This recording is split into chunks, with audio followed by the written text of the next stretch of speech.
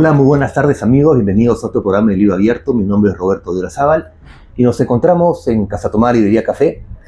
Esta tarde tengo el gusto de conversar con un amigo que nos visita desde España, pero él es cubano, se llama Roberto Acosta Estrada y acaba de presentar su última novela, El lado vacío de mi cama. Hola Roberto, ¿cómo estás? Hola, buenas tardes. ¿Qué tal? Cuéntanos un poco sobre tu obra. Bueno, ¿Es la primera obra? Es la primera. Uh-huh. Es una obra más bien autobiográfica, porque realmente narra las vivencias durante 29 años de vida como emigrante, y realmente es una obra que llama mucho la atención porque tiene tres aspectos fundamentales. Una primera etapa que habla sobre el tema de la emigración de un cubano que sale de un sistema muy diferente al del primer mundo, el capitalismo de Europa, y lógicamente su periodo de adaptación es bastante duro y bastante difícil, pero gracias al cariño de su esposa española logra salir adelante. Después hay una segunda etapa donde se narra una serie de vivencias de su familia, la educación de sus hijos, muchos viajes entre familiares, entre personas y gente que realmente lo ayudaron, y su lucha por salir adelante dentro de esa sociedad. Y una tercera etapa que es la vivencia de dos enfermedades, tanto una de mía como la de mi señora, donde eso unió más a la pareja y una lucha contra un cáncer bastante devastador, y donde tuve que prácticamente tener una relación muy estrecha con ella para poder enfrentar una situación muy difícil durante muchos años, y que desgraciadamente va atrás con el fallecimiento. Pero el mensaje que manda este libro es un mensaje más bien de reflexión, y de que la persona que por desgracia tenga que vivir una situación similar sea capaz de entender hasta qué punto es la capacidad del ser humano de enfrentar una situación tan difícil, de volver debido al amor y debido a la tenacidad como se enfrenta que yo considero que este libro ayuda a que la gente por lo menos vea que no todo lo que le pasa a uno es malo, que simplemente hay que saber enfrentarlo. Yo siempre he dicho que una frase muy particular mía, que siempre he dicho que la sabiduría se nutre de malas y buenas experiencias. Y esto es lo que es este libro. Trato de transmitir sabiduría y experiencia. Y recomiendo al lector, que además considero que lo va a disfrutar porque tiene una forma de escritura un poco amena, que por favor que lo disfrute. ¿A qué edad saliste de Cuba? Salí con 35 años. Salí casado con mi señora española, producto de que yo vivía, trabajaba allí como científico en un instituto de investigaciones. Soy ingeniero industrial en mecánica, y hice un máster en el año 89 en Madrid sobre transporte automotor. Ahí fue donde sufrí una metamorfosis tanto ideológica como cultural y profesional. Y después en el libro se explica cómo fue que surgió el amor entre esta persona y yo. Y salí de Cuba con 35 años porque fue la época del periodo especial, donde se empezó la situación más difícil después de la caída del muro de Berlín. Y entonces me di cuenta de que la única posibilidad que había de ayudar a mi familia era sacrificándome yo. Y entonces salí a enfrentar un mundo que no conocía, pero que con la disposición lo enfrenté. Por suerte, dice mucha gente que la suerte se busca. Yo digo que la suerte no solamente se busca, se trabaja, y hay que ganársela. Y entonces salí adelante y conocí a esta persona.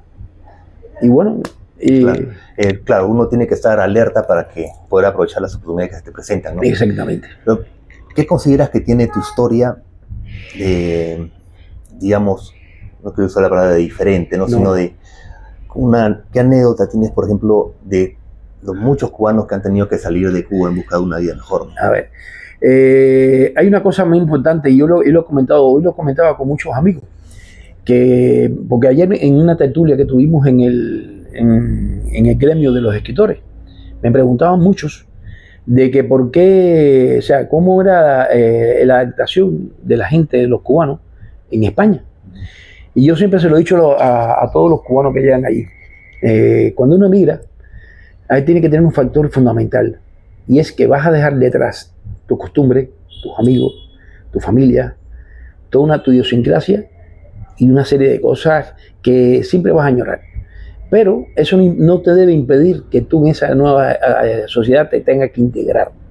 ¿Y a qué me refiero la palabra integración? Me refiero simplemente al hecho de que tienes que entender la tradición, la idiosincrasia, las costumbres, todo, y respetar principalmente aquellas cosas que tú no estabas acostumbrado a vivir con ellas. Y eso te facilita la integración con el resto de la gente. Cuando te pregunten cuándo, cómo y dónde, responde Casa Tomada, librería y café. El lugar perfecto para comenzar el día con una taza de café.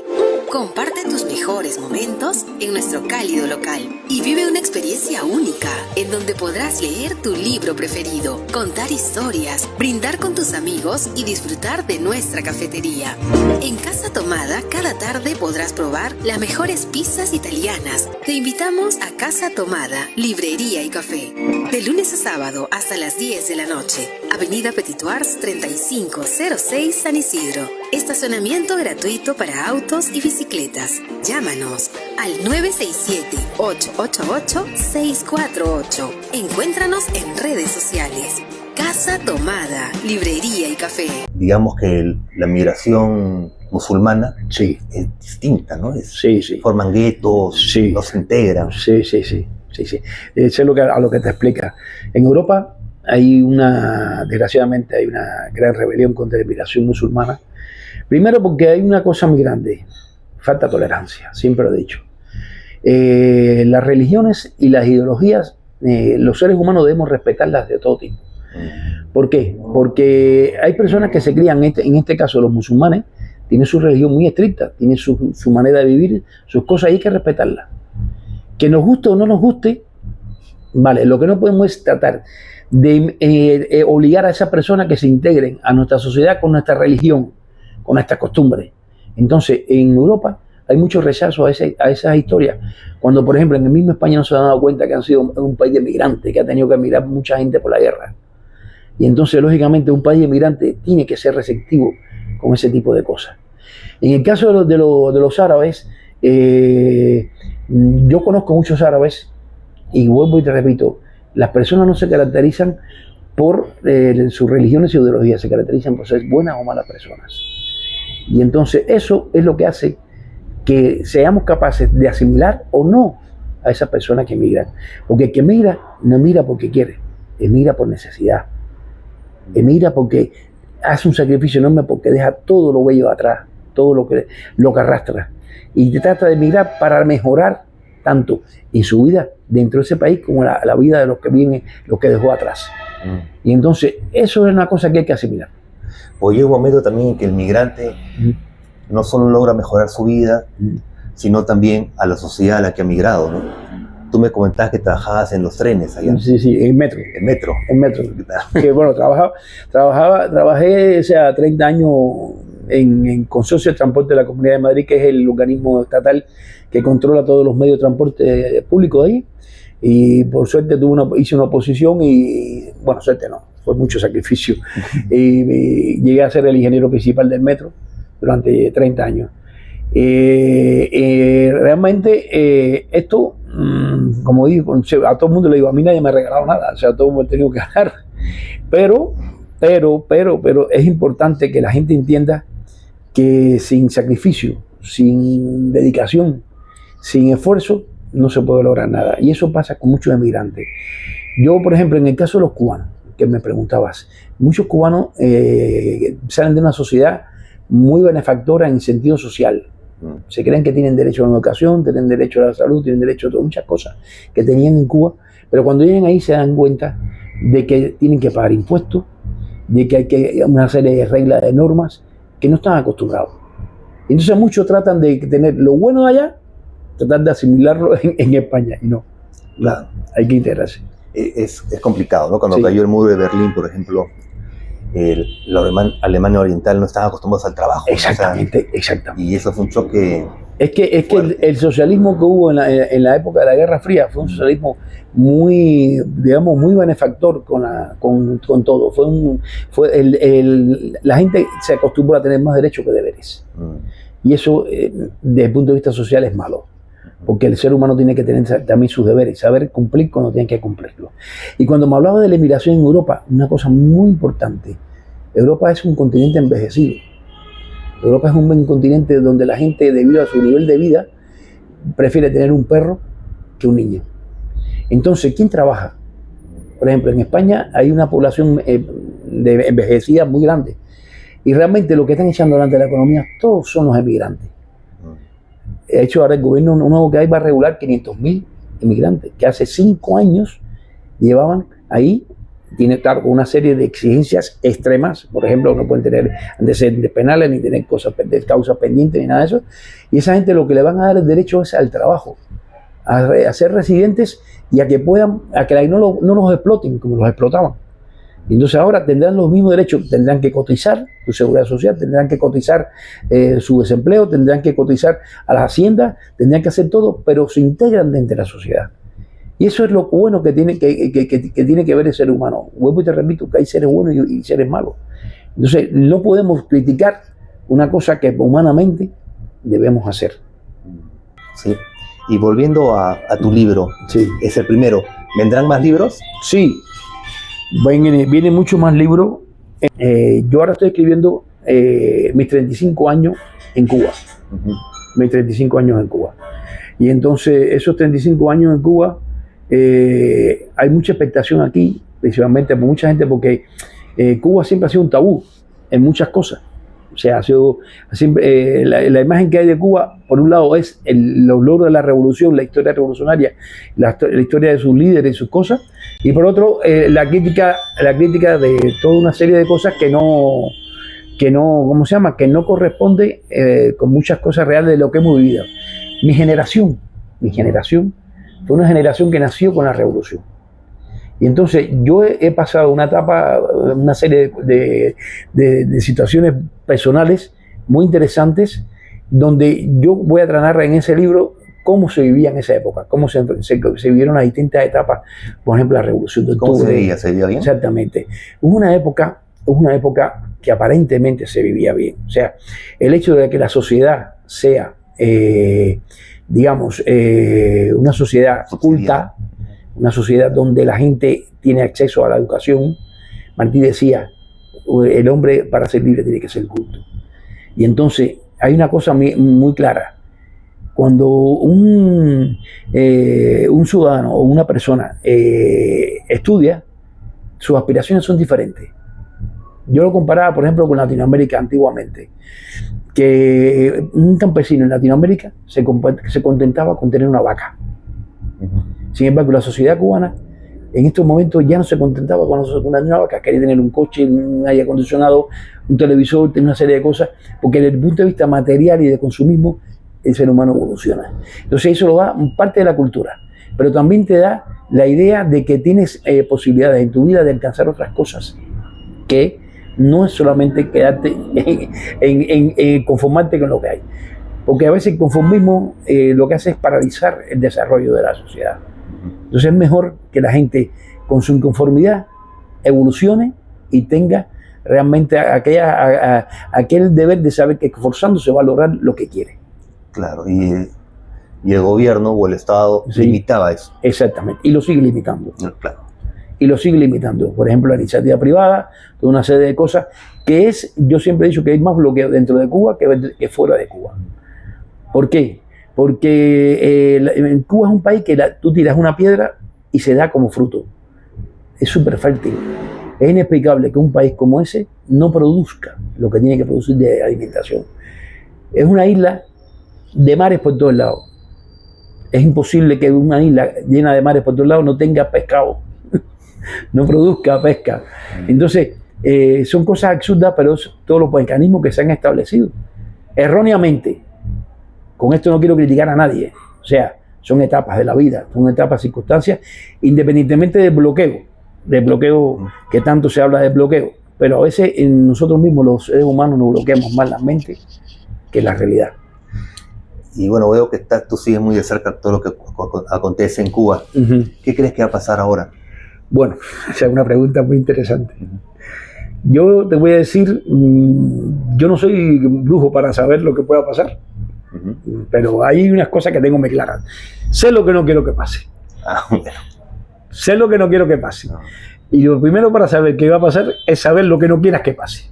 Eso es importante. Entonces, en el caso de Cuba, hoy lo hablaba también con una gente ahí, y yo quisiera lo siguiente. Primero, el problema de los cubanos tienen que resolver los cubanos dentro, no los que estamos fuera. Los que estamos fuera también tenemos que resolver los problemas que tenemos fuera, de cómo sobrevivir, cómo adaptarnos, cómo salir adelante, para poder ayudar a los que están dentro de otra manera. Pero los problemas políticos, los problemas sociales y los problemas generales de Cuba tienen que resolver los cubanos adentro. Yo no quiero que a ningún país ni nadie influya o agreda a Cuba, porque las bombas no tienen nombre. Y entonces eso no resuelve ningún problema y se ha demostrado históricamente. Hay muchos ejemplos que te puedo mencionar. Pero, ¿qué quisiera para Cuba? Yo ponía, hay 3 continentes, hay 3 países en 3 continentes, que te voy a poner el ejemplo. Y que si en esos 3 países, esos 3 continentes, se ha resuelto ese problema, ¿por qué en Cuba no? Primer ejemplo, en Europa se resolvió con la caída del muro de Berlín, la unión de Alemania del Este con la Alemania Occidental. ¿Hubo algún derramamiento de sangre? ¿Hubo alguna cosa? No, fue una transición pacífica, ¿no? Y realmente... Pero con bastante presión. Con bastante presión. De fuera. Exactamente, pero fue pacífica. Segundo ejemplo, en Asia, Vietnam, hubo una guerra, hubo un desgaste enorme económico y social, pero Vietnam del Norte y Vietnam del Sur se han unido y hoy Vietnam es prácticamente una potencia industrial en Asia. También de forma pacífica. Y otro ejemplo todavía aún más duro, ahí tenemos Sudáfrica. Sudáfrica duró durante muchos siglos en África. Durante muchos tiempos sufrió el apartheid, una sociedad dividida totalmente en clases, no por temas, digamos, de recursos, temas netamente de razas. Y sin embargo, tuvo una transición pacífica a través de Mandela. Y a través Pero también tuvo que intervenir el Reino Unido. Ahí voy. Porque no lo soltaban así nomás. Ahí va. En Sudáfrica incluso hubo una cosa curiosa. Es que incluso las víctimas han tenido públicamente que perdonar a los torturadores. Porque llegó a tal punto la represalia y la envidia y aquella cosa que quedaba entre la gente que si no llegaban a ese acuerdo nunca iban a poder llegar a conciliar una sociedad como la que como la tienen hoy en día, aún con problemas, pero una transición. Entonces, en el caso de Cuba, yo me gustaría que fuera una transición así, aunque realmente considero que debe haber un factor acelerador. Hace unos años pensábamos que iba a ser el Papa Francisco, pero desgraciadamente el Papa Francisco falleció. Pero bueno, considero que alguna cosa tendrá que aparecer para que pueda producir una transición de ese tipo de forma pacífica y que los cubanos puedan realmente tener una sociedad más cerca y que puedan vivir de una manera mejor. Una sociedad más moderna, digamos. Exactamente. Con una economía de mercado y todo. Exactamente. Quiero agradecerte mucho, Roberto, que hayas estado con nosotros compartiendo tus experiencias y sobre todo que te hayas animado a compartir tu experiencia de vida en un libro, ¿no? Que es un legado realmente para todos nuestros lectores que lo van a encontrar aquí en Casa Tomada. Por favor, invítalos a comprar el libro aquí. Bueno, yo solamente los animo a que compren este libro, porque va a ser un libro bastante interesante. Creo que yo le comentaba a Roberto de que para mí es como un culebrón. O sea, nosotros decimos en España culebrón a las telenovelas, que son de las que te engancha el capítulo para ver el otro, a ver qué pasó. Y o sea, esa es la técnica que he tratado de aportar al lector. Y los animo que efectivamente que lo compren y que lo disfruten. Porque no todo, o sea, no solamente buscamos el valor, digamos, económico, porque para eso no es el objetivo, sino el valor intelectual, el valor cultural y el mensaje social que trato de transmitir con él. Bien, muchas gracias, Roberto. Gracias a ti, Roberto, también.